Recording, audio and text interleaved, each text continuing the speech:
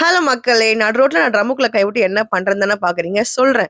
நாங்க வந்து ஏலகிரிக்கு பொங்கல் ஈவென்ட்டுக்காக கிளம்பியிருந்தோம். பட் கிளம்புறதுக்கு முன்னாடி ஒரு பிளான் கூட பண்ணல. லிட்டரலா நான் வந்து ஒரு மேல ஒரு ஓவர் கோட்டோட கிளம்பி போயிட்டேன். அத விட ரொம்ப மோசம் அருண் வந்து ஒரு ஸ்வெட்டரோ எதுவுமே இல்ல. வெறும் டீ ஷர்ட்டோட அவன் வந்து வந்துட்டான். ஒரே ஒரு செட் துணி எடுத்துட்டு நாங்க கிளம்பி போன கதை தான் இது.